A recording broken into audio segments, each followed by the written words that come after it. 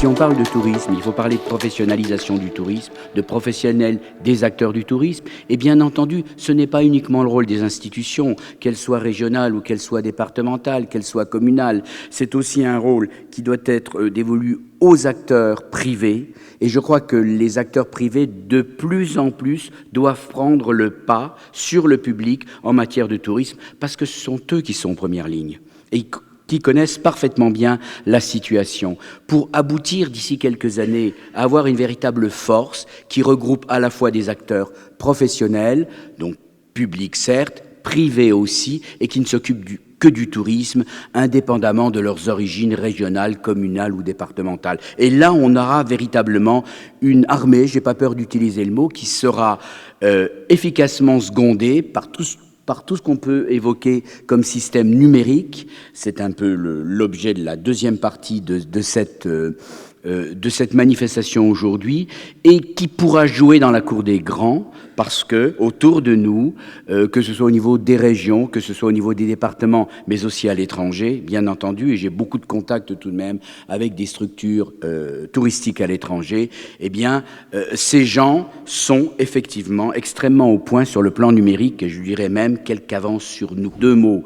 Du concept un peu du schéma régional du tourisme, j'ai eu l'occasion à plusieurs reprises de parcourir le territoire et d'en parler. Je crois que la première étape, qui était l'étape de la destination, est terminée, c'est fini, c'est acquis. Tout le monde a bien compris que les destinations du tourisme, c'était l'Alsace, c'était les Vosges, c'était la Lorraine, la Champagne et l'Ardenne, et que chacune avait sa spécificité, ses caractéristiques propres qu'il fallait à tout prix respecter. Le Grand Est, c'est pas un grand porridge dans lequel on met tout. Non, non, non. C'est une construction intelligente. J'utiliserai le terme de puzzle, justement, qui va donner quelque chose en finalité, mais s'il n'y a pas ces éléments qui s'imbriquent les uns et les autres, en gardant leur spécificité d'éléments du puzzle, on n'y arrivera pas. Donc des destinations, maintenant le problème est réglé. Il s'agit maintenant, après cette verticalité, de travailler sur la trame horizontale, et la trame horizontale, c'est celle qui nous réunit tous.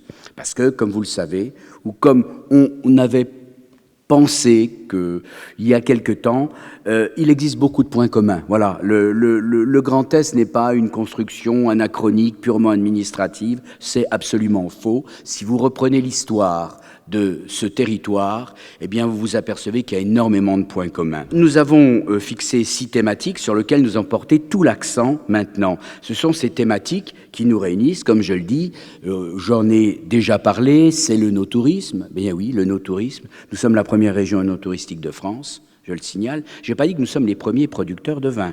Nous sommes la première région no-touristique de France. Il faut aller même au-delà. On a la chance d'avoir un vignoble pas loin, qui est extra-frontalier, qui est en Allemagne ou au Luxembourg, et il faut qu'on crée des liens avec ces gens pour qu'il y ait une véritable unité œnotouristique. Il y a du travail encore à faire, il y a du benchmarking à faire aussi, mais ça, si on n'a pas de projet, ce n'est pas très intéressant de se lancer dans l'aventure. Il y a le tourisme de nature. Nous sommes une région très verte, très riche, en lacs, en montagnes, d'où l'importance d'avoir justement sorti le massif des Vosges, puisque c'est notre montagne, c'est nos stations de sport d'hiver et des stations de sport d'été, car vous savez qu'il faudra réfléchir aux 4 saisons sur le massif des Vosges, et ça, on le fait en étroite collaboration avec nos amis du département des Vosges. Donc c'est un problème qui est important. Il y a le bien-être aussi et le thermalisme. Là encore une fois, nous avons cette caractéristique extraordinaire d'avoir tout de même 8, bientôt 9 stations thermales. Les projets, bien entendu, très importants du Grand Nancy, mais aussi toute la structuration jusqu'à Luxeuil. Pourquoi conserver notre frontière administrative? Nous avons sur le territoire plusieurs stations thermales qu'il va falloir exploiter. Tout ceci nécessite bien sûr des investissements. Ça se fera sur quelques années, mais ça me semble être extrêmement important. Il y a aussi l'itinérance. Alors, qui parle d'itinérance dit véloroute voie verte. Eh bien, nous sommes riches en véloroute voie verte et on pourra peut-être, d'ici la fin de cette première mandature du Conseil régional, Pierre Labadie nous en parlera, c'est notre grand spécialiste, peut-être dire qu'enfin, on peut traverser le territoire de la région parisienne jusqu'en Alsace, de la Belgique jusque la Franche-Comté, la Bourgogne, etc., à vélo, sur des véloroutes voie verte. Je crois que c'est extrêmement important.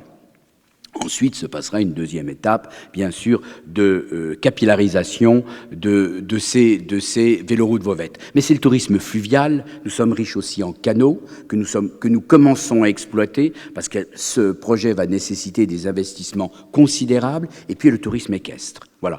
Et en matière de tourisme équestre, j'insiste beaucoup pour dire qu'on est en train de réfléchir sur une histoire de ce tourisme équestre, en particulier dans une région, le pays de l'Or Blanc, et en mettant Rosières-aux-Salines en avant, avec la ville de Lunéville. Il y a là toute une articulation historique sur l'histoire du cheval qui nous semble extrêmement intéressant. Le tourisme de mémoire et le tourisme de mémoire qui est non seulement important parce que nous avons les sites de mémoire sur notre territoire, mais qui est aussi intéressant par le travail qu'on est en train d'effectuer avec les Hauts-de-France pour essayer de définir une véritable ligne de tourisme de mémoire qui partirait de la Manche jusqu'en Alsace. Et ce tourisme de mémoire, il faut le travailler. C'est-à-dire qu'il ne faut pas uniquement considérer que c'est un tourisme uniquement sur les sites de mémoire, mais il faut l'adapter un petit peu et peut-être mêler œnotourisme et tourisme de mémoire. Voilà, ce sont des façons de travailler qui permettent aussi de développer l'attractivité de ces sites, non seulement au niveau français, mais aussi au niveau international.